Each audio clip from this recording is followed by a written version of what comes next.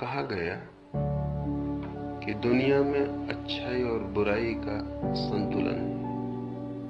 ये दोनों सदा ही समप्रमाण है। एक बुरा मिटता है तो अच्छा भी कम होता है। अगर यह संतुलन में कभी बदल होने वाला नहीं है तो साधना का प्रयोजन क्या है? प्रश्न महत्वपूर्ण है, साधकों को गहराई से सोचने जैसा है।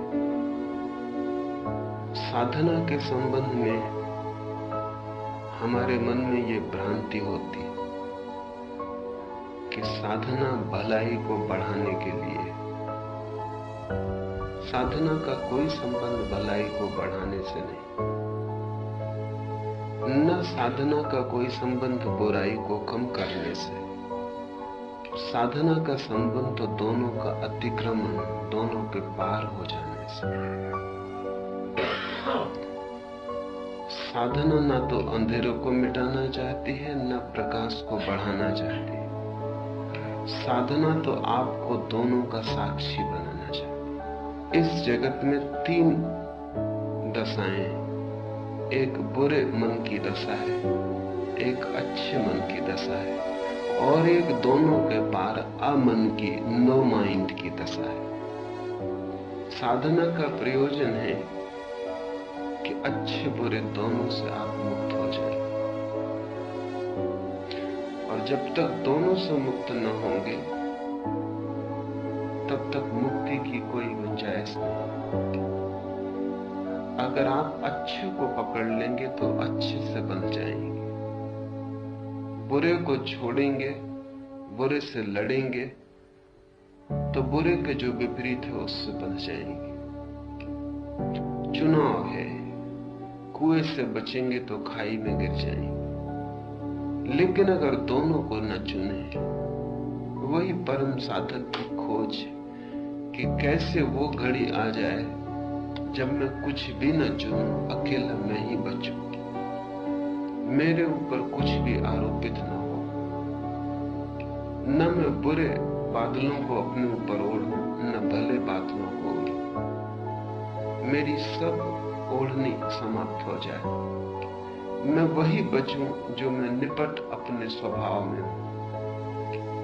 ये जो स्वभाव की सहज दशा है, इसे न तो आप अच्छा कह सकते और न बुरा। ये दोनों के पार है, ये दोनों से भिन्न है, ये दोनों के अतीत है। लेकिन साधारणतः साधना से हम सोचते हैं अच्छा होने की कोशिश। उसके कारण है, उस भ्रांति के पीछे लंबा इतिहास है। समाज की आकांक्षा आपको अच्छा बनाने की है, क्योंकि समाज बुरे से पीड़ित होता है, समाज बुरे से परेशान है, इसलिए अच्छे बनाने की कोशिश चलती है। समाज आपको साधना में ले जाना नहीं चाहता। समाज आपको बुरे बंधन से हटा के अच्छे बंधन में डालना चाहता है।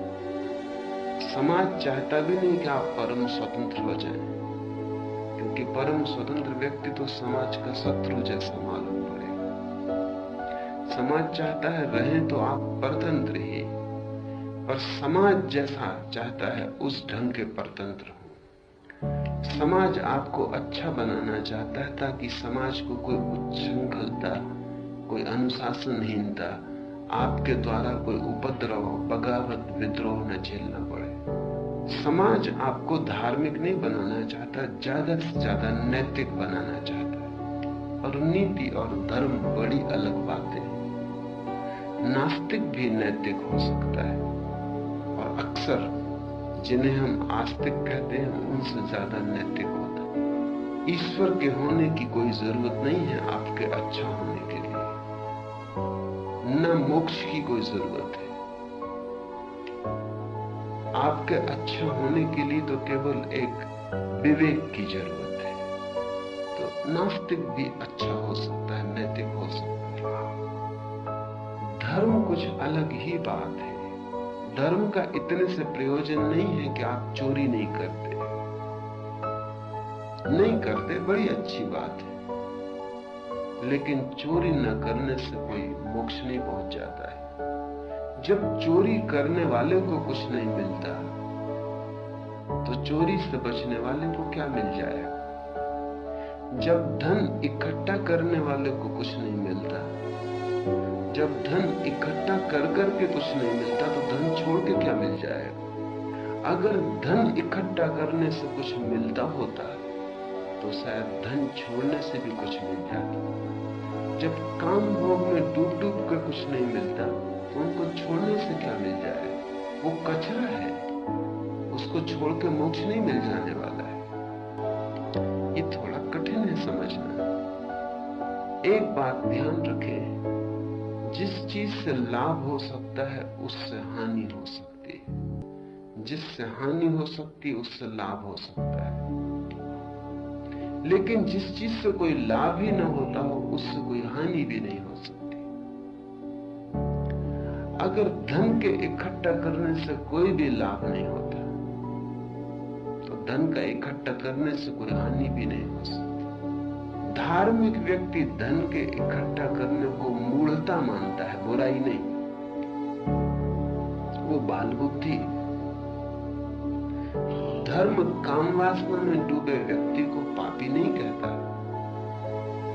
सिर्फ अज्ञानी कहता है। उसे पता नहीं कि वो क्या कर रहा है।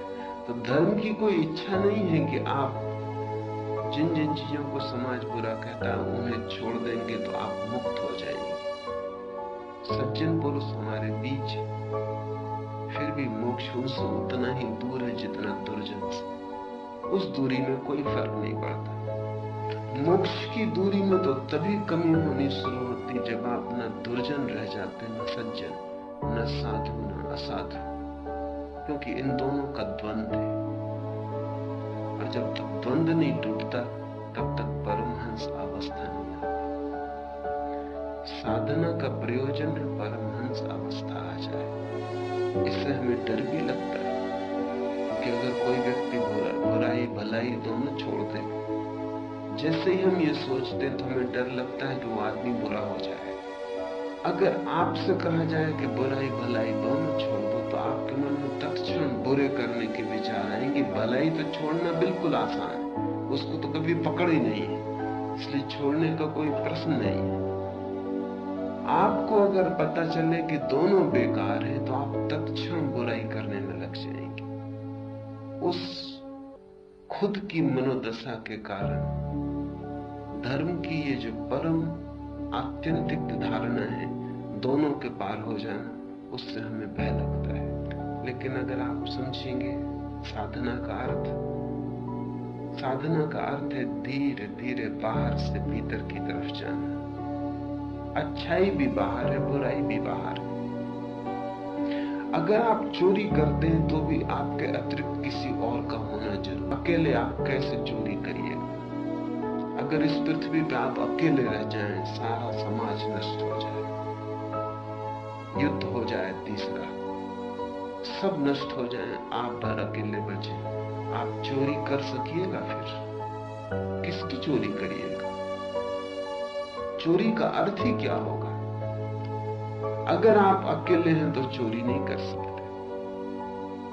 अगर अकेले हैं तो दान कर सकिएगा?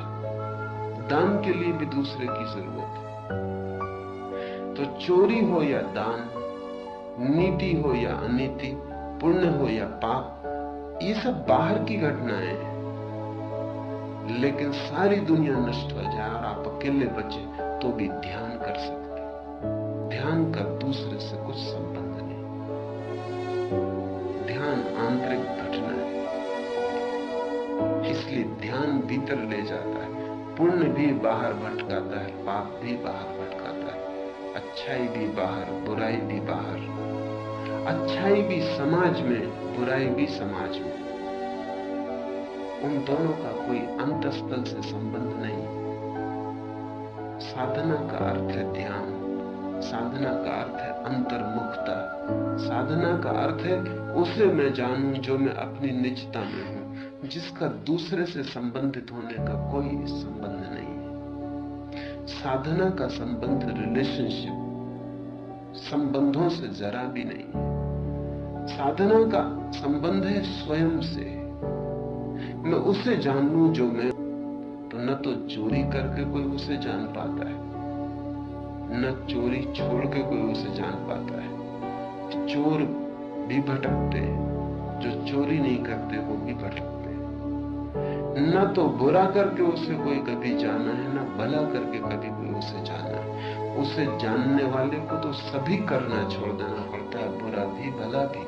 उसे तो भीतर अक्रिया में डूब जाना पड़ता है, उसे तो बाहर से आंख ही बंद कर लेनी पड़ती है। उसके लिए काम वासना भी व्यर्थ है, उसके लिए ब्रह्मचर्य भी दो कौड़ी का है। क्योंकि ब्रह्मचर्य और काम वासना दोनों एक ही सिक्के के दो पहलू, वे अलग अलग बातें नहीं।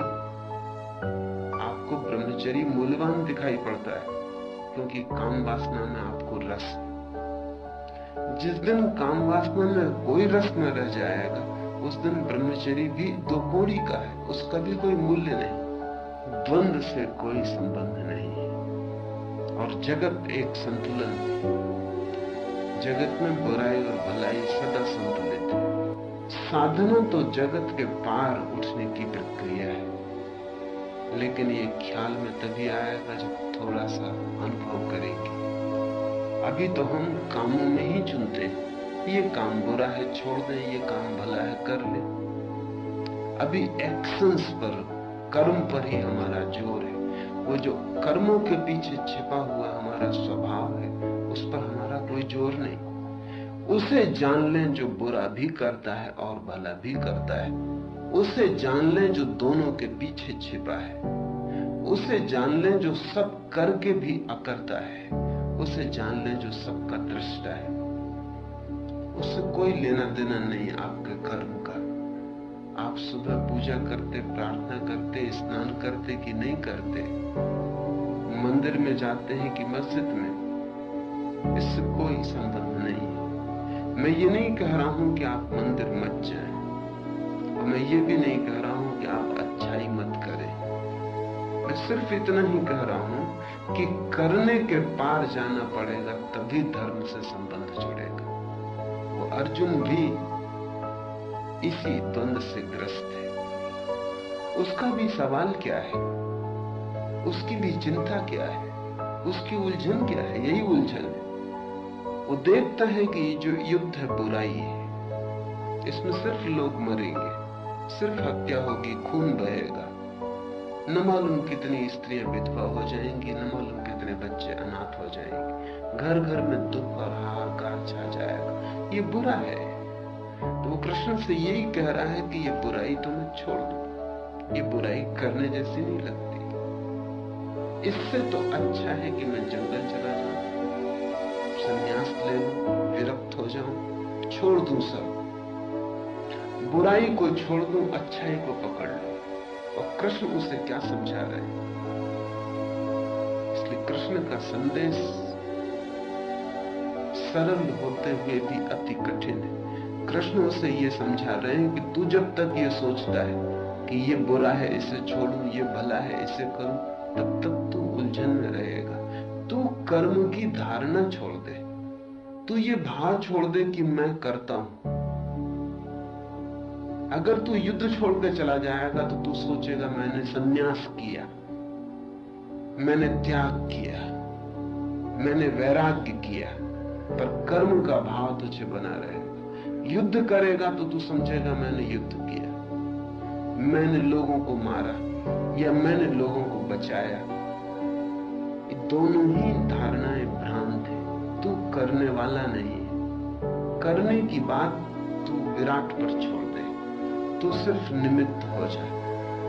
तू सिर्फ विराट को मौका दे के तेरे भीतर से कुछ कर सके, तू सिर्फ देखने वाला बन जाए। तू इस युद्ध में एक दृष्टा हो। कृष्ण की पूरी चेष्टा यही है कि अर्जुन बुरे और भले के द्वंद से छूट जाए, निर्द्वंद हो जाए, दो के बीच चुने नहीं, तीसरा हो जाए, दोनों से अलग हो जाए। साधना का यही प्रयोजन है।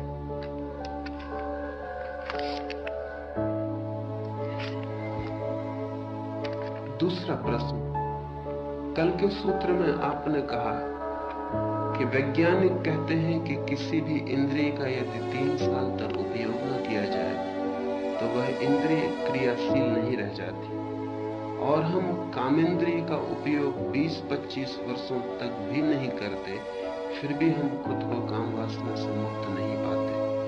हम तो क्या तथाकथित साधु सन्यासी कई वर्षों की साधना के बाद भी काम वासना से पीड़ित दिखाई पड़ते हैं। क्या यह सिद्धांत काम इंद्रिय पर लागू नहीं होता? इस संबंध में 2-3 बातें समझनी पड़े। पहली बात, काम इंद्रिय आपकी और इंद्रियों जैसी ही इंद्रिय नहीं है। सच तो यह है कि काम इंद्रिय आपकी सभी इंद्रियों का केंद्र है, आधार स्रोत है।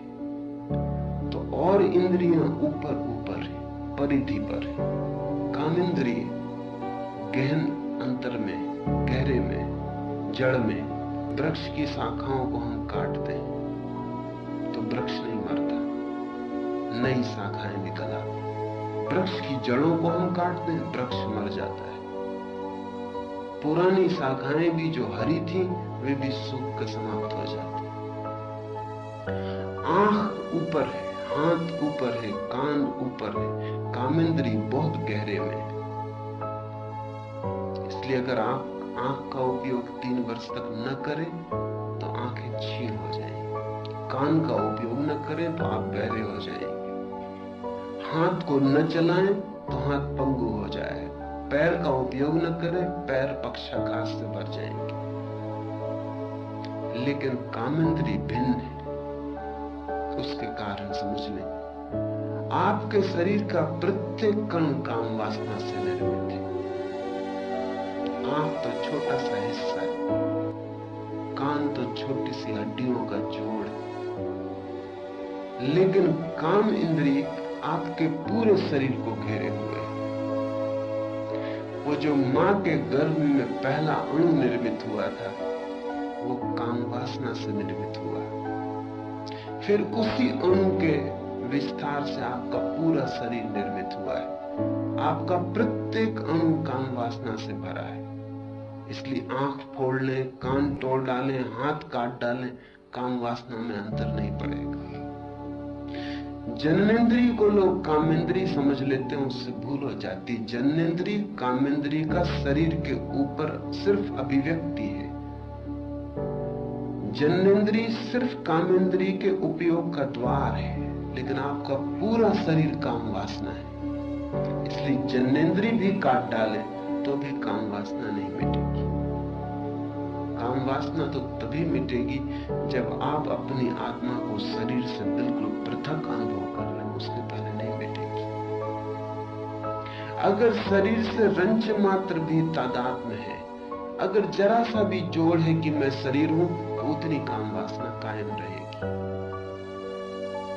आंख नष्ट हो जाएगी बड़ी आसानी से, काम वासना इतनी आसानी से नष्ट नहीं होगी।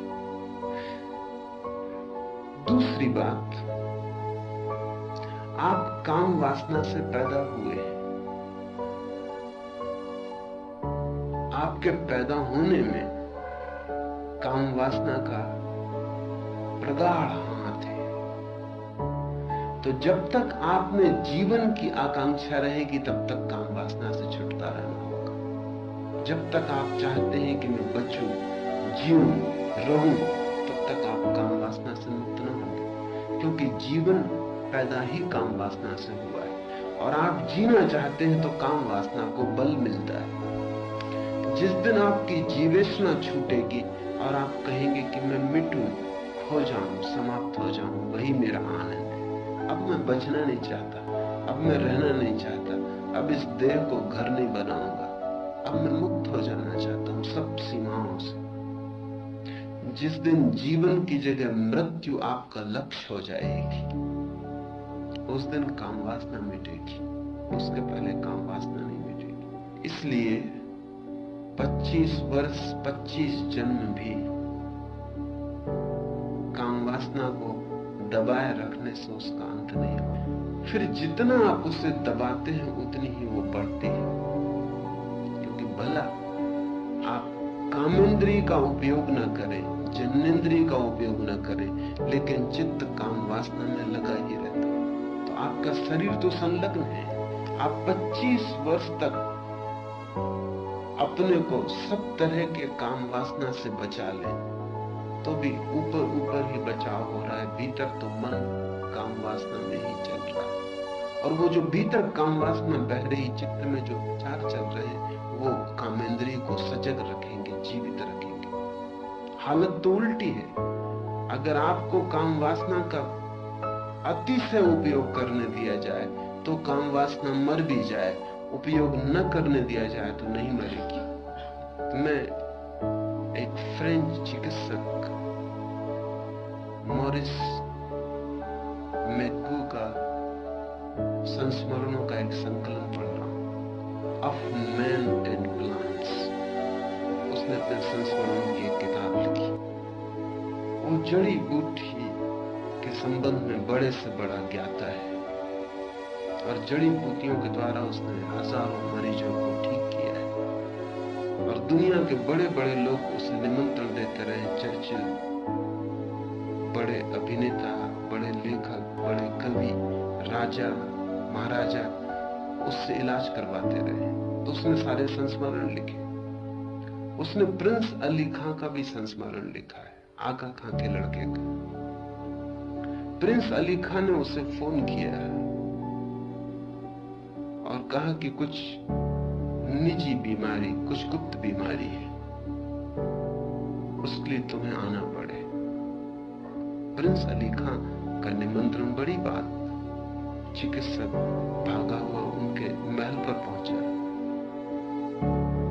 सबको विदा करके प्रिंस अली ने अपनी बीमारी बतानी शुरू की। चिकित्सक को भी लग तो रहा था कि बीमारी काम वासना से संबंधित होगी, यौन की होगी, इसलिए इतनी गुप्तता रखी जा रही है। प्रिंस अली खान ने कहा कि मेरी काम वासना बिल्कुल खो गई है, क्षुधा मेरी मर गई, मुझे इच्छा ही नहीं होती, कुछ करो। तो चिकित्सक ने पूछा कि आप महीने में कितनी बार संभोग करते हैं? तो प्रिंस अली खां खिलखिला के हंसने लगा और उसने कहा, महीने में हर रोज दिन में 3 बार करता हूं, लेकिन इच्छा बिल्कुल मर गई है, कोई वासना नहीं पैदा होती, बस एक यांत्रिक कृत्य की तरह कर रहा हूं। अभी कोई बीमारी ना हुई। अगर दिन में कोई 3 बार संभोग कर रहा है तो इच्छा मरी जाएगी। इच्छा क्या, वो खुद भी मर जाएगा जल्दी। काम वासना का अगर ज्यादा उपयोग किया जाए तो मर जाती है, अगर बिल्कुल उपयोग न किया जाए, दबा के रखा जाए तो सजीव रहती, जीवित रहती। लेकिन न तो बहुत उपयोग करने से उससे छुटकारा होता है। क्षुधा मर गई है, लेकिन और भी गहरी वासना है कि न मरे। वासना क्षीण हो गई है, लेकिन भीतर से मन कह रहा है इसे जिलाए रखो, कुछ उपाय करो। अक्सर ऐसा हो जाता है कि व्यभिचारियों की काम वासना शिथिल हो जाती है और ब्रह्मचारियों की नहीं शिथिल हो पाती, क्योंकि व्यभिचारी तो अति कर देते हैं, थक जाते हैं। गुरजीफ ने अपने संस्मरणों में लिखा है कि काकेशस में पैदा होने वाला एक खास फल उसे बचपन में बहुत प्रिय था, इतना ज्यादा प्रिय था कि उसकी वजह से वो अक्सर बीमार पड़ जाता था, इतना ज्यादा खा लेता था, और वो नुकसानदायक भी था, बहुत भारी और बचनी था। उसने लिखा है कि मेरे दादा ने मुझे कहा कि इससे छूटने का एक ही उपाय, एक दिन तू जितना खा सके, आखिरी दम कि मौत करीब मालूम होने लगे, तब तक तू इसको खाता जा। गुरजीफ ने कहा, इससे कैसे छुटकारा होगा? बल्कि उसे रस भी आया। बात तो बड़ी गजब, क्योंकि घर में सभी उसे रोकते थे अब तक कि उसे मत खाओ, उसे मत खाओ, ये ठीक नहीं है, इससे नुकसान। लेकिन दादा ने जब कहा तो फिर वो बड़ी मात्रा में फल जाके बाजार से ले आया। दादा उसके सामने बैठ गया और कहा कि तू खा जितना तुझे खाना है। वो खाता गया, वो थक गया और एक कौर भी भीतर ले जाने को उपाय न रहा। दादा ने कहा अभी भी तू थोड़ा खा सकता तो और खा ले। फिर उसे उल्टियां होनी शुरू हुई, दस्त लगने शुरू हुए। वो कोई 3 महीने बीमार रहा, लेकिन वो कहता उसके बाद उस फल में मेरा कोई रस नहीं रह गया। काम वासना से मुक्त होने के लिए दमन तो कतई मार्ग नहीं, लेकिन काम वासना इस भांति हो जाए कि आप उससे पीड़ित हो उठे, वो दुख बन जाए, विषाद हो जाए, तो शायद जागरण आए। लेकिन उतने से भी कुछ न होगा, क्योंकि फल का छूट जाना एक बात है, काम वासना का छूटना बड़ी अलग बात है। फिर थोड़े दिन में वापस लौट आएगी। दबाएं तो बनी रहेगी, भोगे तो थोड़े दिन शिथिल हो जाएंगे, फिर वापस लौट आएगी। काम वासना से मुक्त होना हो तो 2 बातें मैंने कही। एक तो मैं शरीर नहीं हूं, ये दृष्टि स्थिर हो। दूसरा, जीवन की मेरी कामना नहीं। मृत्यु काम वासना का विरोध है। जन्म काम वासना से होता है, मृत्यु काम वासना का विरोध है। जिन साधना प्रक्रियाओं ने, जैसे बुद्ध की साधना प्रक्रिया ने काम वासना पर अनूठे प्रयोग किए, तो मृत्यु को उन्होंने साधना का आधार बनाया। बुद्ध जब किसी व्यक्ति को ब्रह्मचर्य में दीक्षा देते थे तो उससे कहते थे 3 महीने पहले मरघट पर तू मृत्यु का ध्यान कर। एकदम से तो सुन के हमें हैरानी होगी कि ब्रह्मचर्य से मरघट और मृत्यु का क्या लेना देना, लेकिन बुद्ध कहते कि 3 महीने तू मरघट पर सुबह से सांझ रात जब भी मुर्दे जलते हो बैठा रहे। तेरा वही ध्यान स्थल है। लाशें आएंगी, बच्चे आएंगे, जवान बूढ़े, सुंदर कुरूप, स्वस्थ अस्वस्थ, सब तरह के लोग आएंगे। बस तू उनको देखता रहे, उनकी जलती चिताएं, उनकी टूटती हड्डियां, उनके गिरते सिर, उनका शरीर हो गया राख, सब खो गया धुएं में, उसे तू देखता रहे। 3 महीने जलती हुई चिताओं पर ध्यान कर। मुझे लगता है बड़ा मनोवैज्ञानिक प्रयोग है, क्योंकि मृत्यु अगर बहुत साफ हो जाए तो काम वासना तत्क्षण खो जाएगी। इसे आप ऐसा समझें कि एक सुंदरतम स्त्री खड़ी हो और आप वासना से भरे खड़े हो, उसी वक्त एक तारा है कि राज्य ने तय किया है कि आज सांझ आपको फांसी लगा देगी। सुंदर स्त्री तत्क्षण आंखों से खो जाएगी, शरीर से वासना का प्रवाह बंद हो जाए। फिर कोई कितना ही समझाए, आपका रस अब वासना में नहीं रह जाए। सांझ मौत आ रही। तो जिस साधक को काम वासना से मुक्त होना हो, उसे समझना चाहिए कि ये क्षण आखिरी है, मौत दूसरे क्षण हो सकती है। और सच भी यही है, मौत दूसरे क्षण हो सकती है। जो क्षण मैं जी रहा हूं ये आखिरी है, मौत आने वाली है। इस शरीर से मैं टूट जाने वाला हूं। जितनी मौत की धारणा गहरी हो जाए और जितना ये शरीर मैं नहीं हूं ये प्रतीत स्पष्ट हो जाए, उतनी ही आप काम वासना से मुक्त होंगे। ये मुक्ति न तो दमन से फलित होती है न भोग से। ये मुक्ति समझ से, अंडरस्टैंडिंग से फलित होती है। पर यह स्मरण रखें कि काम वासना साधारण इंद्रिय नहीं। यह कहना उचित होगा कि सभी इंद्रियों का केंद्र काम इंद्रिय है। आंखें भी इसीलिए देखती हैं कि काम वासना आंखों के द्वारा रूप को खोज रही है। कान इसीलिए सुनते हैं कि काम वासना कानों के द्वारा ध्वनि को खोज रही है। संगीत में इतना रस आता है क्योंकि संगीत कानों के द्वारा काम वासना की तृप्ति है। सौंदर्य को देखकर, सुंदर चित्र, सुबह का उगता सूरज, पक्षियों का आकाश में उड़ना, वृक्षों पे खिले फूल, एक सुंदर चेहरा, सुंदर आंखें, सुंदर रंग आनंदित करते मालूम पड़ते हैं क्योंकि आंखों के द्वारा ये जगत के साथ संभोग है और आंख रूप को खोज रही है।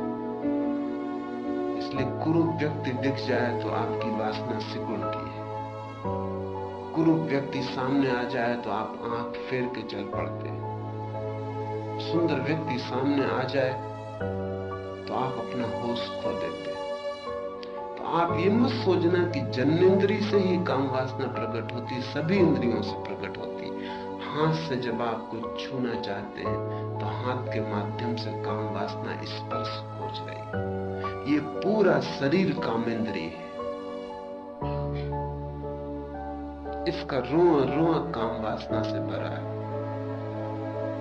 इसलिए जब तक शरीर से तादात्म्य न छूट जाए तब तक काम वासना से छुटकारा नहीं। और कुछ भी आप करते रहे तो उससे सिर्फ समय व्यय होगा, शक्ति व्यय होगी और चित्त आत्मग्लानि से भरेगा, क्योंकि आप बार बार तय करेंगे छोड़ने का और छूटेगा नहीं। और जब बार बार आप असफल होंगे, छोड़ ना पाएंगे वासना को, तो धीरे धीरे आपको आत्मग्लानि आएगी, आत्म अविश्वास आएगा और ऐसा लगेगा कि मैं किसी भी योग्य नहीं, मैं बिल्कुल पात्र नहीं हूं, मैं पापी हूं, अपराधी हूं। और किसी भी व्यक्ति को मैं पापी हूं, अपराधी हूं, ऐसी धारणा गहरी हो जाए तो उसके जीवन में साधना पथ अति कठिन हो जाता है। तो इस तरह के छोटे मोटे प्रयोग करने में मत पड़ जाना। काम वासना से छूटा जा सकता है, लेकिन काम वासना जीवन वासना का पर्यायवाची है। जब आप जीवन की वासना से छूटेंगे, इसलिए बुद्ध ने जगह जगह कहा है, जीवेशना जब तक है तब तक मुक्ति नहीं। जब तक तुम चाहते हो मैं जीऊं। बुद्ध के पास लोग पहुंचते हैं, वो कहते हैं कि मान लिया कि सब इच्छाएं छोड़ देंगे, शरीर छूट जाएगा, तो फिर हम मोक्ष में बचेंगे या नहीं? मैं रहूंगा ना, आत्मा तो बचेगी, शरीर छूट जाएगा। और बुद्ध कहते हैं कि ये फिर वही की वही बात है। तुम मिटना नहीं चाहते, तुम बचना ही चाहते हो। शरीर मिट जाए तो भी तुम राजी हो, क्योंकि तुम देखते हो शरीर तो मिटेगा, उसे बचाने का कोई उपाय नहीं, तो फिर आत्मा ही बच जाए। इसलिए बुद्ध ने एक अनूठी बात कही कि कोई आत्मा नहीं। इसका ये अर्थ नहीं कि आत्मा नहीं, ये बात सिर्फ इसलिए कही कि वो जो आत्मा के नाम से अपने को बचाना चाहते हैं, वो उस बचाने की बात को भी छोड़ दें।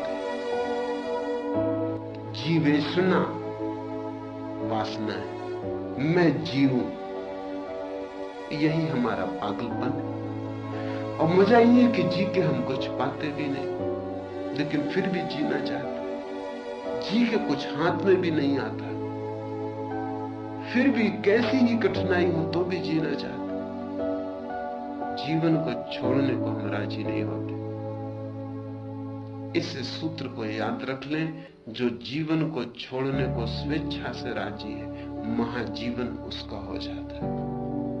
और जो जीवन को दरिद्र की तरह पकड़ता है, भिखारी की तरह, उसके हाथ में कुछ भी आता नहीं, सिर्फ जंजीरें ही उसके हाथ में आती। Thank you. If you like this video, then subscribe the channel for more videos and support us.